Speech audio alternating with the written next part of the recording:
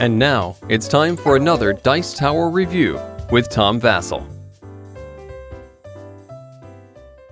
Hey folks, today I'm taking a look at Dungeons & Dragons Attack Wing. Now this is the starter box. I've already reviewed this based on just what was in the starter box. There was 3 dragons in here, a red, a blue, and a copper dragon, and you were able to take those and fight against each other and swoop around and stuff, and that was really cool. But I wanted to see how the whole game worked, and when they added the first wave, we have a giant, we have phantoms, we have a ballista. And in my next video, I'm going to take a closer look at each of those. But it adds ground units and it adds troops, where are groups of units. So I want to show you a little bit about that and then talk about my impressions of this game as a whole now.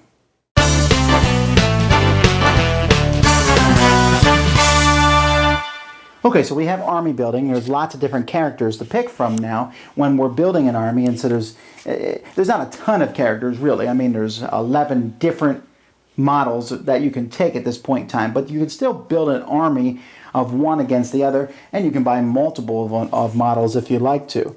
And then you have so many different upgrades. Now, many of these upgrades might be very specific, like this one here says, must be a troop to equip, must be an evil troop to equip, must be a good troop to equip, must be a unique creature to equip. So they have a lot of these, and I'm curious as time goes by, and when this pile is up to here of like the heroic ones, will I have to separate them into good and evil so I don't have to sort through every single one of them?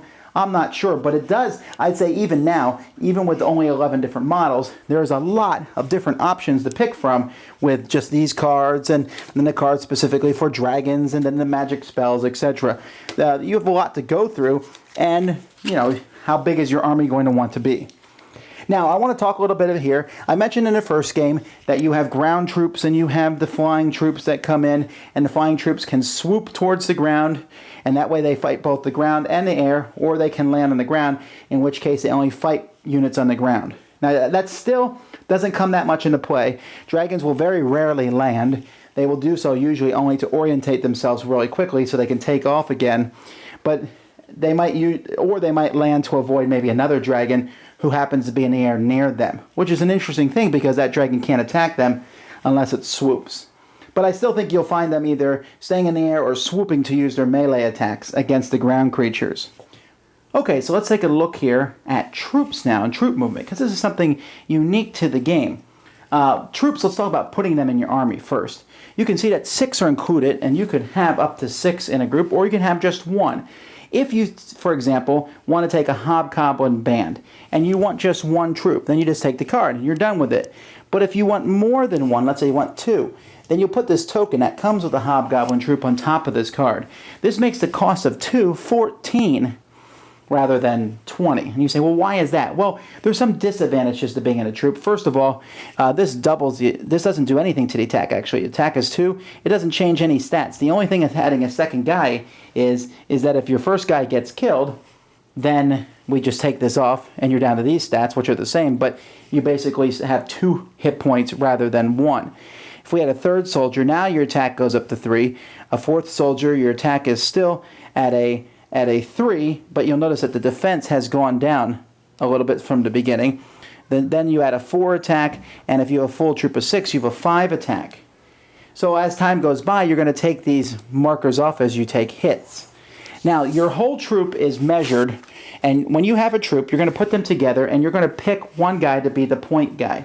Now, it's a little hard to tell from this video, but you can see here, I feel like playing spot the difference between these 2 elves, and if you haven't noticed, it's this guy here has a gold spear, so he is the point elf. Over here it's even a little harder on these guys, but one of these guys has a different colored belt than the rest, and here he is right here. This guy has a different colored belt. That one's harder to tell. Well, they know that that's not going to be the easiest thing to tell too, so you have these point markers which you just point at whoever's the point guard in your thing. When you move a troop, let's say these guys are going to move forward 2. You simply move only the point guy. You move the point guy the way you're supposed to move him, and then you arrange everybody else next to him in formation. Now, you can change formation when you move. Formation can be as simple as everybody being in one line like this. When you attack with a troop, you're attacking with the guy who's in the front of the line anyway, and this might make them harder to hit.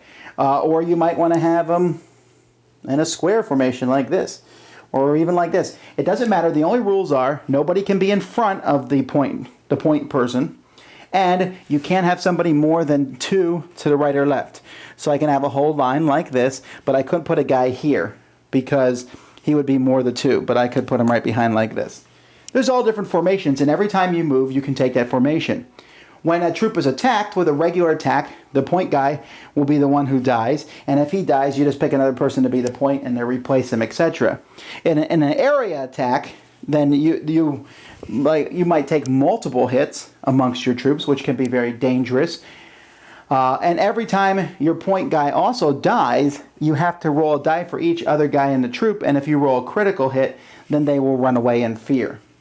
There's also some other rules about moving, like if you're going to move and it would cause some of your guys to move into another troop, those guys are taken off the table. They're not out of your troop, but you fight at a -1 until you can get them back on the table. It's kind of like you're all cramped up as you move around. This adds, I've never seen ground troops used like this with this system before, but this is how it works. It's not that difficult once you get used to it, because you only have to move one of the guys on the board, and you have these other ones that soak up the hits. And it also gives you a feeling of moving big armies quickly. Wave 1 really brings the Dungeons & Dragons Attack Wing into its full core. Now, I still think you feel like you've just stuck your toe in the door. That I still want to see more units. I think when Wave 2 comes, we'll be like, oh, that'd be great. When Wave 84 comes, then we'll be tearing our hair out because there's so many different units. But I feel like there's a lot of different things to build the armies with even now, and that's only going to grow exponentially because when the new units come, they'll bring new cards, and you'll say, well, how do these new cards work with the old units, and their cards work with this. With Star Trek, which was also made by WizKids, I was a little overwhelmed by all the options that was included there to moving them from ship to ship. Here, I kind of welcome it. Because one of the things that I like about this is that, yes, there are some of these upgrades that can only be taken by specific people, but there are other upgrades like spells that anybody can learn. So I might have my elf wizard, and eventually when you bring in the goblin spellcaster at some point, they'll be able to come back and use some of these. And you can simply just adjust the level, how much you need, how high your level has to be to use the spells. And it gives it a good Dungeons & Dragons feeling. I love the ground versus air stuff in this game. I like troops. Wow, is this such a great way to move ground units. I played ground units before where you're like, okay, move everybody 12 inches and you measure each one 12 inches. That's such a pain. Here you move one guy, line up the other ones in formation. It's almost as fast as moving the single unit stuff, and that's great. All these units provide different things, and like I said, I think I'd like to see more in the future. I don't know that I want to buy 4 or 5 of the elfish troops, although that is an interesting thing. Is it worth it to buy lots of those troops and have multiple troops and have full army action? This set really concentrates on the attacks, I've noticed. It's really easy to die. I mean, anything. There's very few things that are hard to kill. If you really pump a lot of firepower into them, you can kill them. And there's all kinds of upgrades that improve attacking. And I actually like that, and I'll tell you why, because it makes games go quicker. Instead of saying, oh, I missed again, oh, I missed again, oh, I missed again. No, it's like, boom, hit, hit, hit. And you got to look for those moments where they do miss you and outmaneuver the other people. Each of the little packs comes with another adventure. Like, for example, here's the one that comes with the Wraiths. This is Adventure 3.2, The Barony Below. And this one I thought was really cool because it comes with some castle pieces. Some of the packs come with different pieces. And you drop these on the table, and that's where the ruined parts of the castle are still standing, and you have to move around them in the scenario. So there's lots of little scenarios included, which helps it from just being a game where you're like, all right, I put my troops on this side, and you put your troops on that side. Let's run towards each other. I'm still in favor of doing that. I still like doing the meat grinder type fights where you just run in and kill each other. Where this game stands at this point in time is, I think for me, I can't play a whole ton of these games. If I want to play the air combat game, or space combat game, I guess, I would play X-Wing, miniatures from Fantasy Flight Games. It does it really well. I love the Star Wars universe. I like the Star Trek universe also, but I think the Star Wars one does it a little bit better. As time has gone by, I've enjoyed that one more fully. This one is a completely different experience, and so I think from this point going out, these are the two that I'm going to collect and work with. I'm going to do Star Wars for my space battles, and I'm going to do the Attack Wing for I have land battles and fantasy.